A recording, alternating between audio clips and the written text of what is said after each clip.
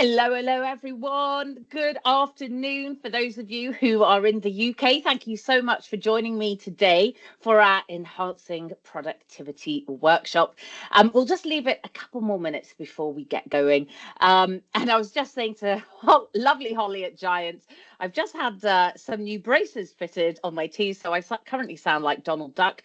But hopefully you can still hear what I'm saying. But in the meantime, to make things a little bit easier, would you like to say hello in the chat?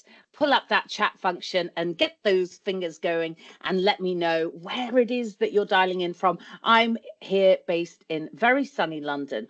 And the irony about when the sun comes out, when I'm delivering workshops, is that I have to put my curtain down so that I can actually deliver. So when it's sunny, I feel like I'm sitting in the dark, and it might as well be winter time. But that is just the way it goes. But where is everyone calling in from today? If you want to open up that little chat, I can't see any messages yet.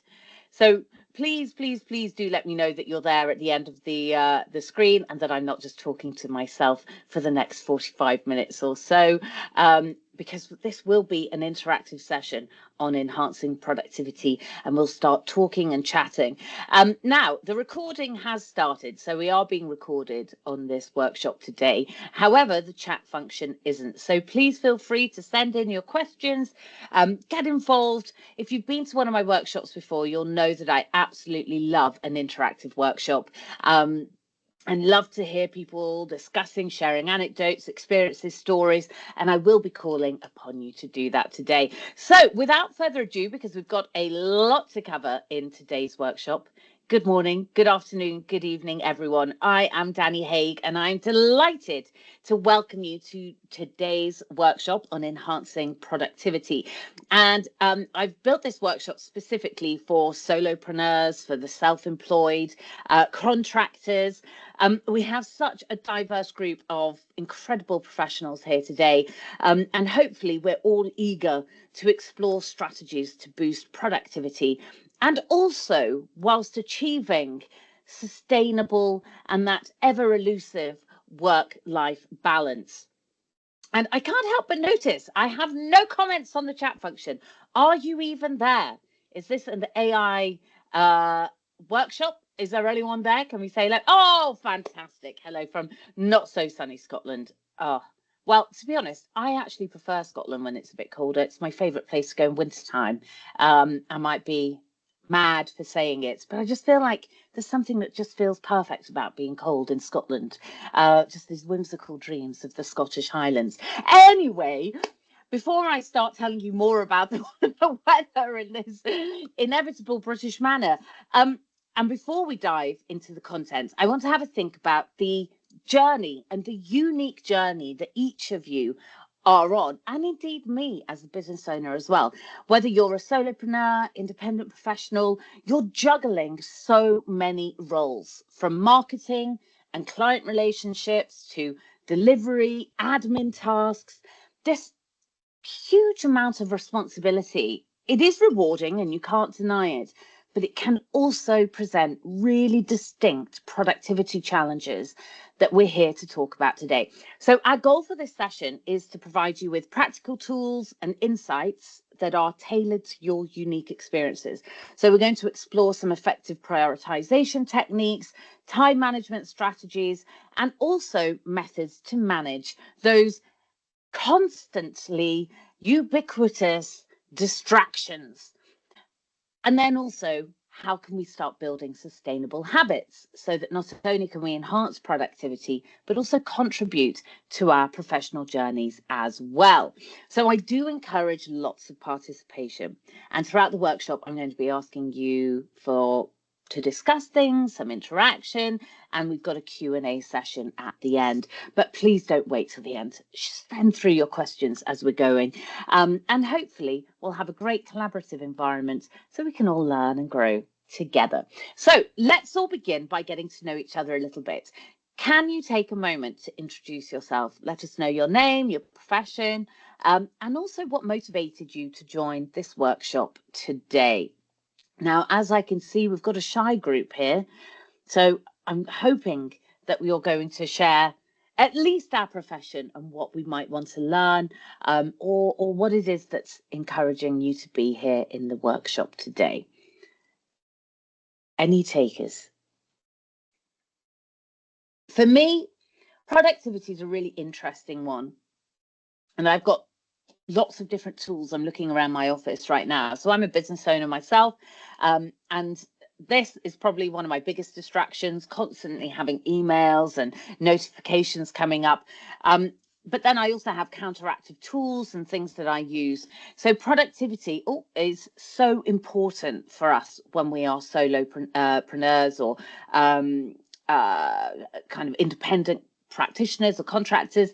Because if we don't work, we don't get paid. If you don't work, we can miss out so many, whether it's your tax, whether it's contracts, whatever it might be. There is so much to cover. Now, I was going to say thank you so much for sharing so much information, but I've got absolutely nothing on the chat. I am not beguiling you in any way, shape or form, or encouraging you to share any information about why you might be here today. So I'm just going to start guessing things. But in the meantime, I thought that I would tell you a little bit more about myself. So my name is Danny Haig, and I am a business psychologist. I own a company called DH Consulting. I'm a leadership consultant specialist and board advisor, trainer, exec coach, and public speaker as well. And my consultancy based in London specializes in leadership performance and developments, and we focus on how do we develop our best selves, basically. And these are some of the companies that I work with globally. So trusted by some good, pretty big organizations. So hopefully you will trust me as well. And as I said, in order for me to run my business, it requires a huge amount of productivity. So, I hope that you will start to share some more information, but I'm pretty certain that our paths will probably be different. However, we will probably most likely share some common experiences as well as self-employed professionals or contractors. So I had to think about some of the unique productivity challenges that I think could come with our territory and the way that we work. But in the meantime, perhaps this question might encourage you to get chatting, which is, what specific productivity challenges have you encountered in your solo profession so far? Is there anything in particular that you find really difficult with regards to productivity? Is there something that holds you back? Is there something that you encounter time and time again that can get in the way of productivity for you? I'm sure you're all bursting at the seams ready to share that information with me, but just in case you're not, I came up with some ideas myself. So wearing multiple hats. I think we're responsible for every single aspect of our business.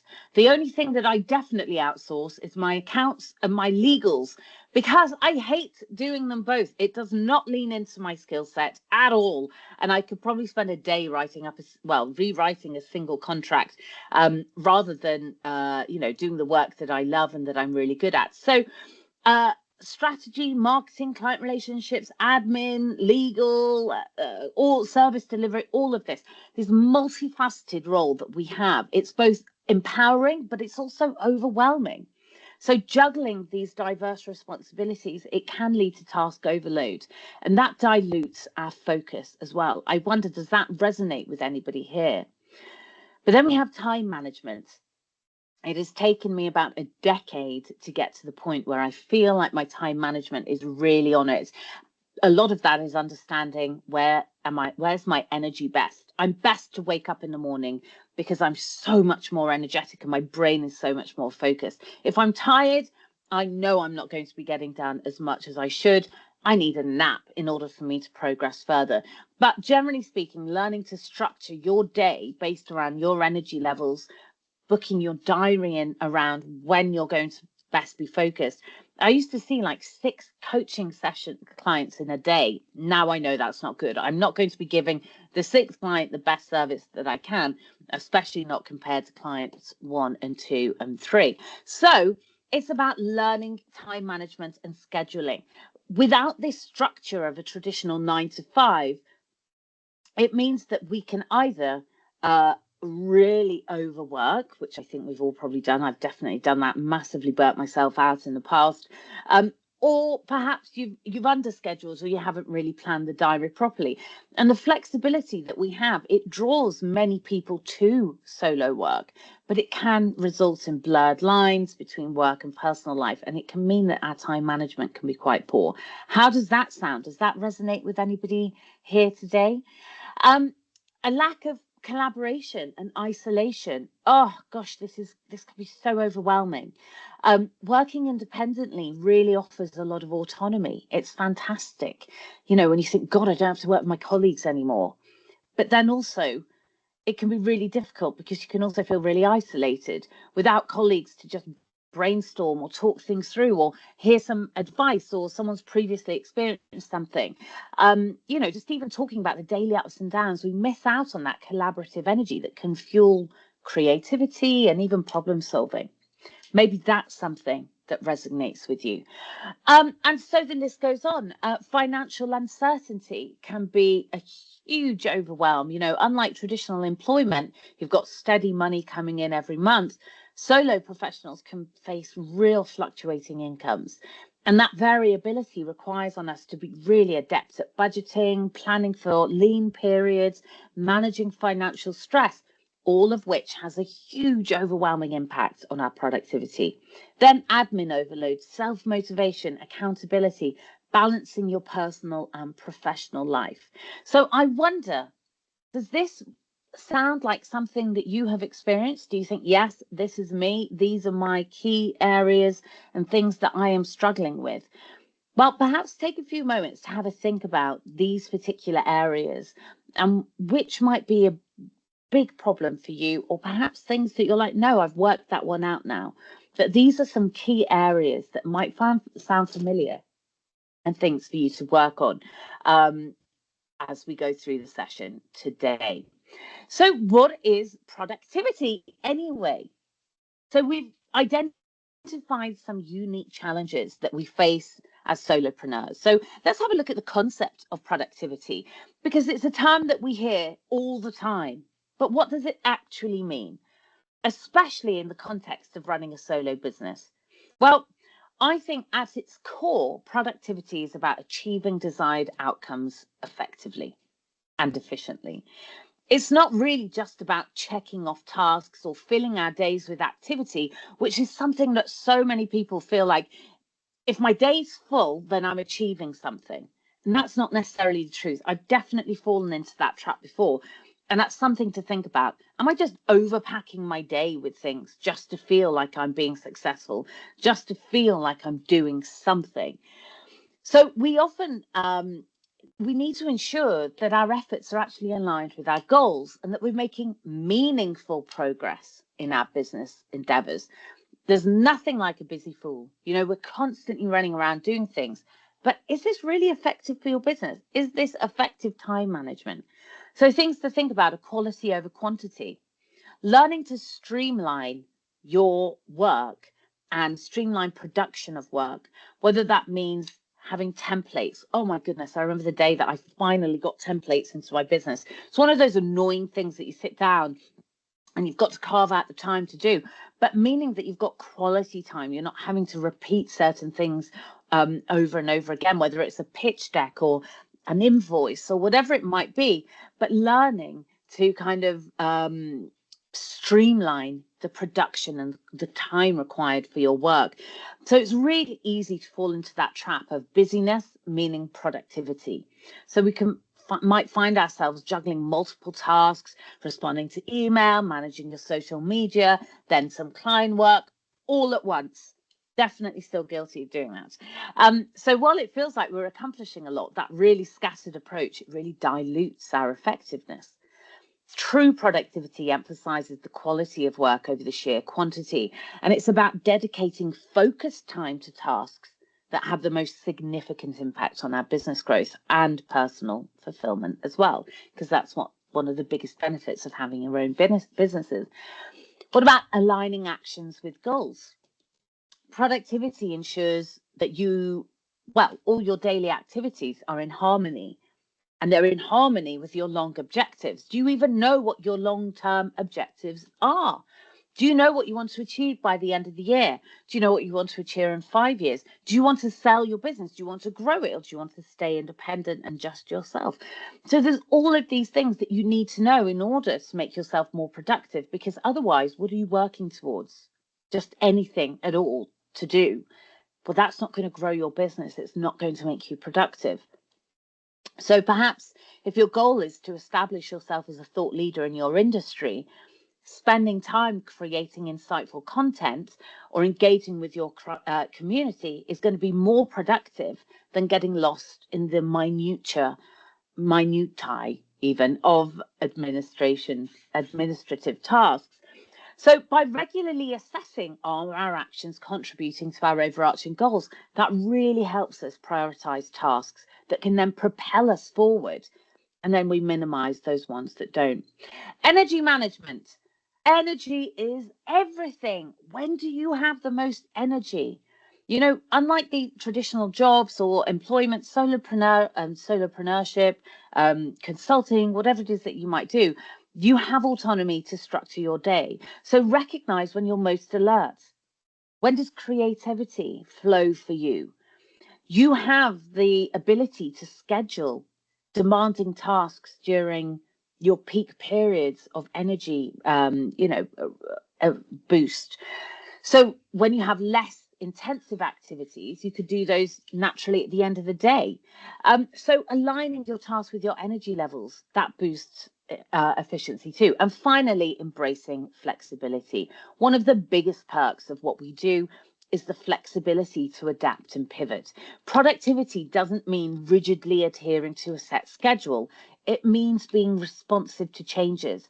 If you're going to sit and work like you work for somebody else in a 9-to-5 job, then you might as well work for somebody else, because you don't need the stress of running your own business. And that's something that someone said to me many years ago, and I was like, oh my God, this is like mind blowing. I hadn't even thought about that before. So over to you. Now you're going to have to speak up.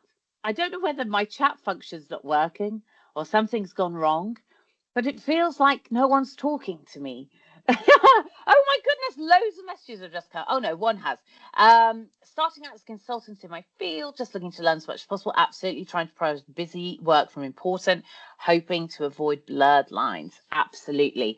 I wish I had spent more time at the beginning of my career learning about these kind of things. And I spent years just having to learn it as I went along. And I just wish, and that's the fantastic thing about the Giant Development Program, is that we get to learn all of these things for free, which is fantastic. So debunking some productivity myths. Multitasking enhances productivity. Myth or fact? Let's play a game. What do you think? We know what productivity means. We know it's essential to address some widespread misconceptions that can hinder our effectiveness. So, what do you think? Myth or fact? Is multitasking a way of enhancing our productivity?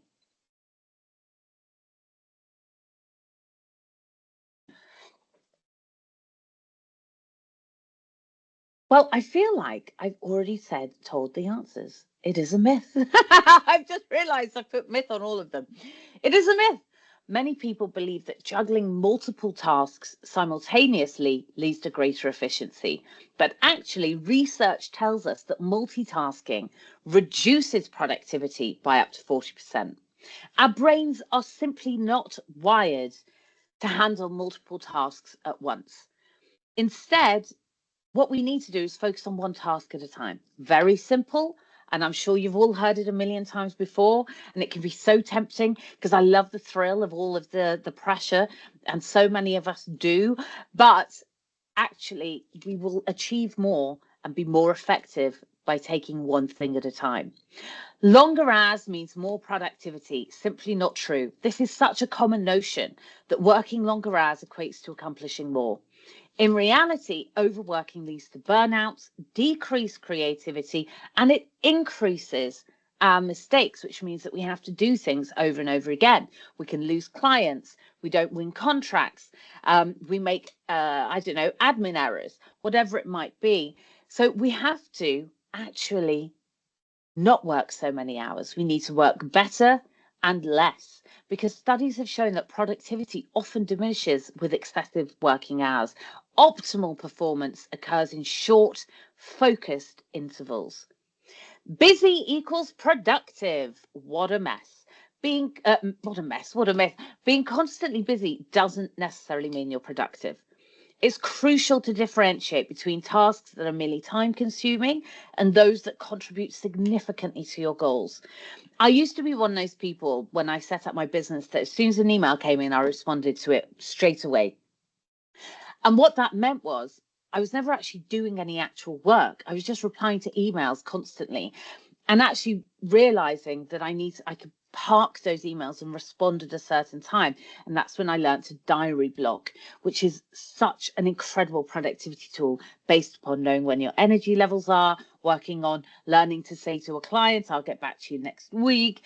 Not having to instantly respond all the time is a real benefit. Myth 4, a spotless workplace is essential for productivity. Now, an interesting one, you might think, Danny, what on earth are you talking about? Well, whilst a clean workplace can definitely be beneficial for some, like me, it's not a universal requirement for productivity. Actually, some people thrive in clutter, and forcing yourself to have this clean workspace often makes you become more distracted. So how interesting is that? So just an interesting productivity myth to debunk. I personally need a clean, tidy, organized workspace. It makes me go mad if it's not. But it's interesting. Have any of those myths, have you encountered them on your professional journey? How has that impacted your productivity? So perhaps have a think about maybe saying, actually, I'm going to try something a little bit different, a different way. Okay, so now we've explored the true meaning of productivity. We've debunked some common myths. Let's focus on practical methods to prioritize our tasks effectively. Now, as independent professionals, mastering prioritization is really crucial to ensure that our efforts are aligning with our goals and therefore yielding meaningful results. So, one really powerful method to organize our tasks is using the Eisenhower matrix, also known as the urgent important matrix. Has anyone ever heard of this before? Has anyone ever used it before and can share? Yes, fantastic. We've got some hearts, some loves, some thumbs up. Brilliant. Good to know. Now, has anyone ever actively used it? Can they share their experience? Was it useful? I think my chat is delayed. I'm only just seeing messages now from 5 minutes ago. So try and think ahead what I might want you to say, and then I'll be able to read it in time. I'm only joking, of course. So if you have used this before, do share your experiences. So the Eisenhower matrix. It is really useful. It's a great tool to help you evaluate tasks based upon their urgency and their importance. So it allows you to focus on what really and truly matters. So you can see the matrix on the screen. It's divided into 4 quadrants. We've got important and urgent, important, not urgent, not important, urgent, not important, not urgent. And when you go through all of your tasks, and one of the things that I think is really important for you to know before you even embark upon using this is probably something else to do with productivity that you might not realize it's to do with productivity, which is do your goal setting. What do you want to achieve by the end of the week, the month, the year, 5 years? What's the point of your business?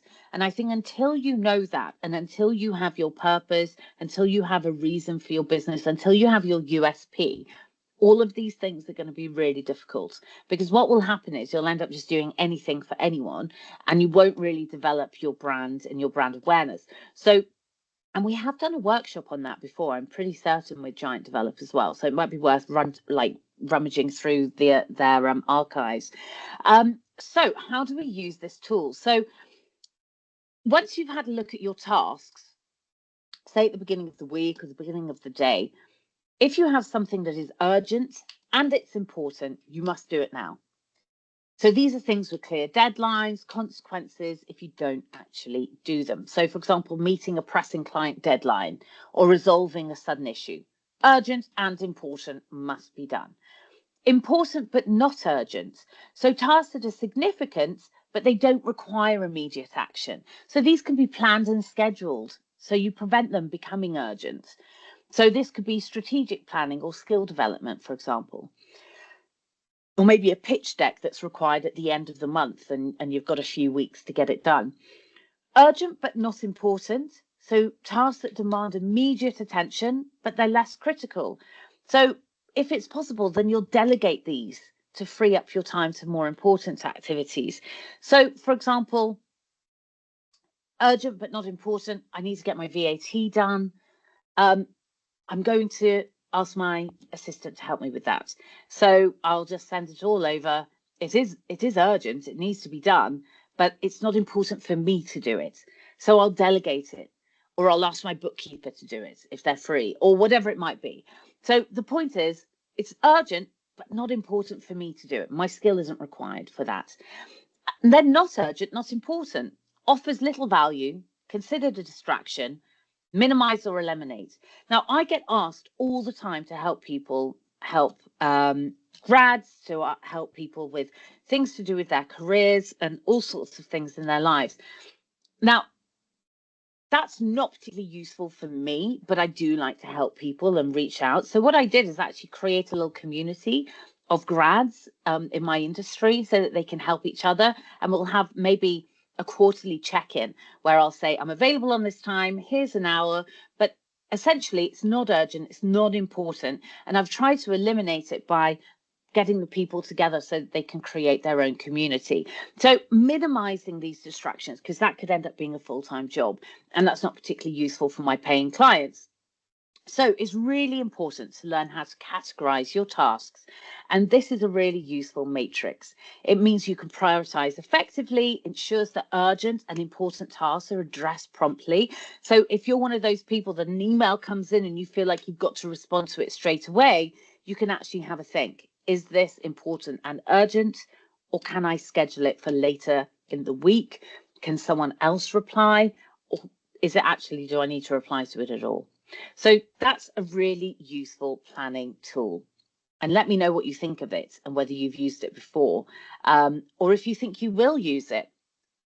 Perfect. Good. Start using it then. Brilliant. Sometimes you just need a little reminder. I always set my next day the night before, and I think that really enhances my productivity. I mean, my diary is planned within an inch of its life, but that's because I've paid so much attention over like the last decade of running my own business that everything has to be regulated. So if I'm flying somewhere to deliver content, I know that how much time I need to prep for that now because I've been doing it so often. So I know that if I'm writing a keynote or I'm writing something, I know how much time I'll need to do that ahead of time. I know how long I need to practice. I know how to schedule that. When my VAT is coming, I know already when I'm going to be requested to do that, so I can plan ahead. And so all the time, if the more attention you pay, now I would say I've got to peak performance for me right now at planning and organizing productivity based upon paying attention to what you do. And a lot of it comes down to actually really knowing what you're doing with your business. That is the first key area, I would say. But planning my diary within an inch of its life means that I'm in control. There's always space for a little bit of flexibility if I need it, but I know myself now. And I also have got a lot quicker at doing things, but I've also streamlined stuff. I've got tons of templates. Things are automated. I know what I can rely upon for other people and so on and so forth. So pay attention to your productivity levels. Another thing to do for tackling small tasks immediately is the 2-minute rule. So this was popularized by a productivity expert called David Allen. And the principle is super, super simple. It's if a task can be completed within 2 minutes or less, do it immediately. And this prevents small tasks from accumulating and becoming overwhelming. So, for example, I put a time at the beginning of my day always to reply to emails. So if I I'll wake up a bit earlier. Well, I'm quite an early riser. I'm really energetic in the morning. So I know if I can see emails coming in towards the end of the afternoon, my brain's probably mush by then. So what I do is early morning, before everyone else is working, before the working hours begun, working days begun, I bang out a ton of emails. They're 2-minute emails, 2 minutes or less. Bang, bang, bang, bang, bang. And all the 2-minute tasks, all the little things that I need to do. And that's set. Every single morning I will do that. And it stops things from becoming overwhelming.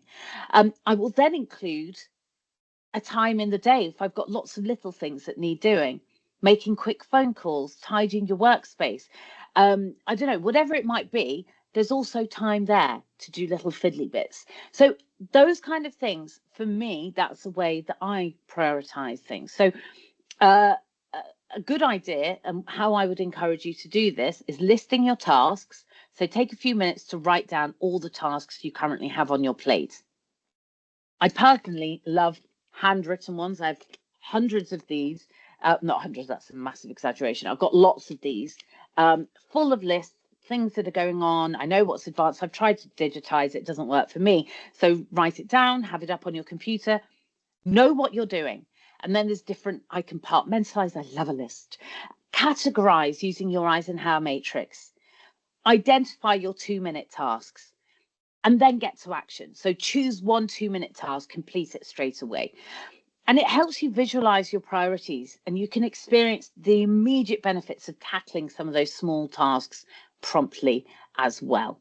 So these methods are really effective, but you must be flexible. So you have to learn to adapt them to suit your personal workflow and your work needs. And I think that personally, as a business owner, that's one of my favorite things, is that I get to create my life for me.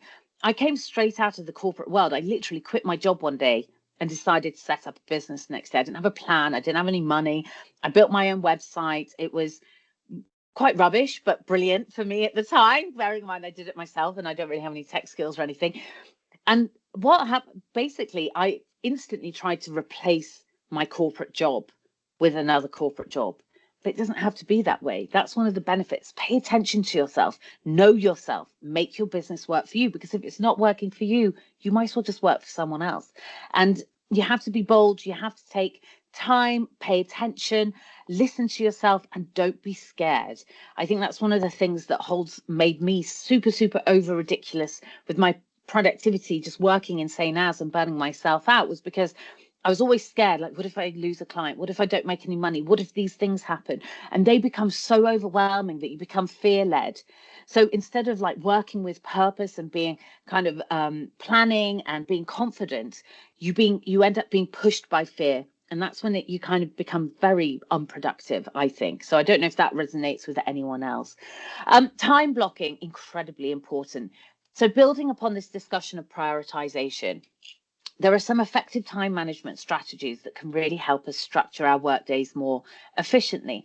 So as solopreneurs, managing our time is really effective to balance our responsibilities whilst maintaining productivity. I think time blocking is one of the most important things that you can learn to do. I coach some of the most impressive, fantastic people on the planet. And one of the things that I learn from them and talk to them about is about their time blocking plans. And one thing that I always encourage people to do is to set boundaries with your time. So making sure you have time every day to sit, to go through your diary, to go through your emails, to go through your to-do list, and give yourself the time and the space to do that. And that's something that you'll find the most successful people in the world do. They end their day by going through their list, rewriting it for tomorrow. What do I have to achieve tomorrow? Will I get to where I need to get by for the end of the week or the end of the month? So allocating time slots and blocks for each task, considering the complexity, the effort required, your energy levels, is really important. And set boundaries. So put an out of office on. You know, no one has ever come back to me after putting an out of office on and been like, how dare you not be at your desk and replying to my email? Everyone goes, did you have a nice holiday? Thanks for getting back to me. I know you're busy. It's okay to put your out of office on. One of the most important tools that you can use is your out of office. And include breaks. I didn't used to include breaks. You need breaks. You need to rest, you need to recharge, you need to maintain your overall productivity. So by implementing time blocking, you create a structured approach to your workday that works for you. And it allows for these dedicated focus times, and it reduces the likelihood of multitasking. Within those time days, I use one of these timers. Mine's broken at the moment and it's incredibly annoying because the alarm goes off all the time. But you can see how it's got like different times on it. So to encourage me, and in fact, I think I'm going to talk about this in a minute, I will, the Pomodoro technique, which is giving yourself time, set time to complete things, to stop you from getting distracted. I use one of those, which is really useful. You can just get them off Amazon. And they're great. So how do we use the Pomodoro technique? So this is another time management method, and it promotes working in short, focused intervals, followed by brief breaks. So traditionally, it involves 25 minutes of concentrated work, a Pomodoro, followed by 5-minute break. After 4 Pomodoros, you take a longer break of like 30-ish minutes. And so you choose a task, you set a timer for 25 minutes, you work solely on that task until the timer rings. Then you take a 5-minute break. So you go for a walk, grab a cup of tea, whatever it might be, you get back to it. After the timer goes off, you then get back to work. And so you repeat the cycle 4 times. Then you have a 30-minute break. And so it works with the way that our brain works and how we can maintain high levels of focus. And it keeps you excited. I need lots of excitement and creativity and all sorts of fun things to keep me going. That's why I hate writing contracts and accounting and all of those kind of things, because I just find them so boring and I hate it. Whereas I like creating decks and creating presentations and all of the fun things and do my psychology research. So if I've got these 25 minutes, it's like, oh, it's super exciting. And then I'm excited for the next 25 minutes. So instead of feeling like I've got these long stretches of time to get things done, it makes it a lot more exciting. So I wonder if anyone has ever used that technique before. Please do share with us. So I'm just rattling through these slides now. I'm assuming you're all sitting there taking lots of lovely notes that you could have messaged me and I can't see. I'm not sure. As I said, my chat for some reason is quite slow, but it looks like I'm here all on my own at the moment, but that's okay. So how do we manage those pesky distractions? We've explored effective time management strategies. Let's look at 2 critical components of productivity. 1, managing distractions, and 2, incorporating restorative breaks. Now, as entrepreneurs, solopreneurs, as consultants, as contractors, our ability to navigate these aspects can really impact our efficiency and our well-being. In today's world, we have to be honest, distractions are omnipresent. Constant notifications luring us onto social media, interruptions non-stop. It can fragment our attention and it diminishes our productivity. So here are some strategies to help us manage our distractions. 1, turn off non-essential notifications. Honestly, sometimes I work with clients who they're so overwhelmed, and I say to them, you don't have to have that on your phone all the time. You don't need to have it on your laptop. And you think, oh yeah, they turn it off and suddenly they're so much lighter. It's amazing how what a difference disabling our alerts that aren't critical to our work. It makes such a difference instead of this constant beeping all the time. A really simple step, but it significantly reduces the temptation to divert our attention. It takes that horrible pressure off. Setting specific times to check your emails and messages. So rather than responding to communications as they arrive, as I mentioned earlier, allocate designated times to handle emails and messages. It means that you can focus on tasks without constantly being disrupted. Create a dedicated workspace. So establishing a space that signals to your brain it's time to focus. So helping to separate professional tasks from personal activities is also really important. Website blockers. Using tools that restrict access to distracting websites during work periods. I am a terrible online shopper. It's one of my favorite things, and I could get distracted for an entire day. So I have to block my websites so that I can maintain concentration. Because the worst thing is technological geniuses know that I've been looking at certain items on a clothes website, for example, and then they come up in my marketing. So I get distracted as I'm Googling away, doing all my work. And then I'm like, oh my God, I'm so enticed. So I have to work very hard to not be distracted by them. So those are 4 very simple things that you can do. Now, no one will do this for you. You have to do it for yourself. You have to say, I don't want to be distracted by these things, and actively do it. And then the other important thing is the 52-17 rule, how to balance work and rest. Now, this is a rule, unusual numbers, the 52-17. It suggests working really intensely for 52 minutes followed by a 17-minute break. So if the Pomodoro technique doesn't work for you, try this one. We're all different and we all need different techniques and different things to keep us going. So this cycle, it aligns with our brain's natural rhythms, and it can promote sustained concentration and reduce fatigue. So during the 17-minute break, make sure you're engaging in activities that allow your brain to rest, stretching, walking, listening to music, things like that. And that method has actually been improved to enhance productivity and well-being. So something to have a look at and have a read into if that's something that you think would be useful. So I wonder, some things for you to do. Assess your current breaks. Are you someone that takes really long breaks? Are you someone who takes no breaks? Have a think about how you're breaking up your work day. Identify some activities that really rejuvenate you.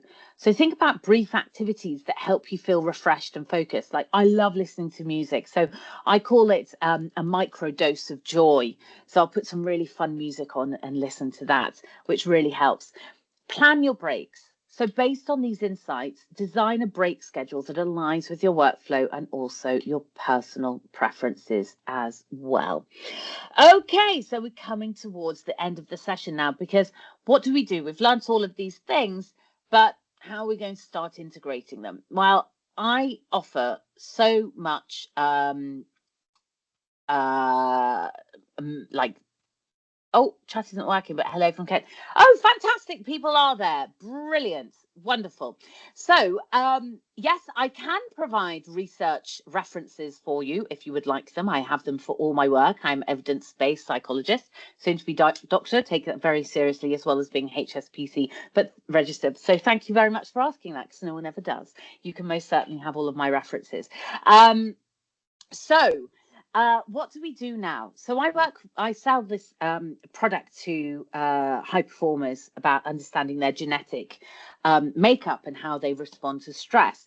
And from that, I say, look, from this genetic and psychometric test, we can tell you need to do all of these things and you will manage stress better. You will be more resilient. People find it very hard. Very few people can actually maintain those changes, even though they know the benefits are good. We have to learn to integrate habits into our lives, because as we've explored these various strategies to enhance productivity, it's essential to focus on the building of habits that are not only effective, but sustainable in the long term. Developing habits that help us become more productive, make things become more natural, and it really helps us endure our professional lives, which is what we want. We don't want to burn out. We don't want short-term bursts of productivity and then nothing. So sustainable productivity, it involves creating routines and practices that enhance efficiency for you. So things that might burn me out won't burn you out. If I had to sit and write contracts day in, day out, I would burn out. It wouldn't be good for me, because I need creativity. I need energy. I need to be around people. I can't just sit on my own and work on these things that make my brain hurt. So learning to work smarter and not harder. I know we've heard it all before, but it's really true. Aligning your daily actions with your long-term goals and well-being productivity. So if you've learned one thing from today, learn what your USP is, learn what you're trying to achieve, know what your goals are, even if they change along the way. Have something that you're working towards, because this is how you can hang your productivity on it. Then we need to become sustainable. So we need to develop habits that help us be productive.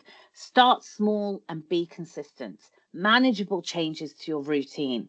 So, for example, I like to read the Daily Stoic in the morning. Anybody who's been on my workshops before knows I talk about it. I don't get any money from selling this book, but it really helps me in my mindset every day.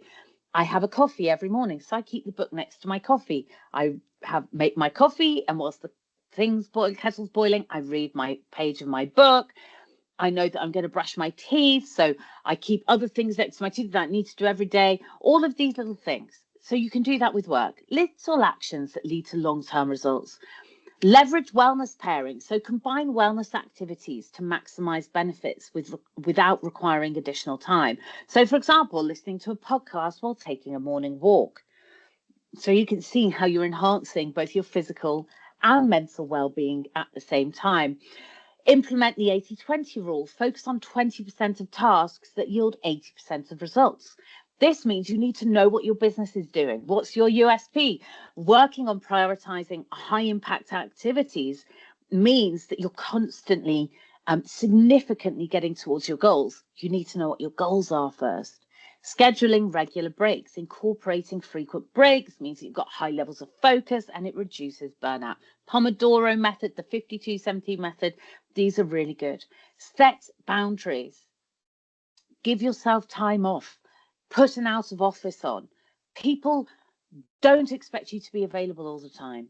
And then reflect and adjust. You've got to make it work for you. So think of one existing habit that you have, identify an area of improvement and add it on. It's called habit stacking, and it's incredibly important and useful. Whoo, that was a whistle-stop tour through productivity. So here at the end of all of my workshops, I like to share books that are from my bookshelf. These are all books that are easily available. I only recommend books that I think are really good. My favorite one is Eat the Frog, which is about getting the important things done first. Really good book. Atomic Habits, brilliant, really good about tiny little changes, and then the habit blueprint to help you kind of implement them. So if you want to learn more, take a quick screenshot or a photo. Really recommend those books, and they are incredibly useful. But thank you so much for being here today. I hope you found that useful. And I wish you the best of luck. It is one of the most fantastic things to own your own business and to have the guts and to go out there and to be doing things your way. But you will be better at the more attention you slow down and pay yourself and make things work for you. Streamline your work. Give yourselves break. Time block. Make templates. Know what your goals are. And just remember that being busy isn't always being productive. So I hope that you found that useful. Thank you so much for being here. Do stay connected. Add me on LinkedIn. I definitely need to. What's that? The questions come in. Do stay connected with me on LinkedIn. If you've got any questions, you can send them through to me. And let's stay connected. Personality, values, needs, habits take 6 months. People to change. Oh, are they book recommendations? I don't know. I'm not sure. But fantastic. Thank you so much for sharing. As you said, this is a massive topic to cover in 45 minutes, but I hope that those have been some useful techniques for you to incorporate. Thank you so much for being here today, and hopefully I'll see you at one of the Giant Develop sessions moving forward in the future. Have a fantastic day. It's been a pleasure working with you all, and I'll see you all soon. Bye bye.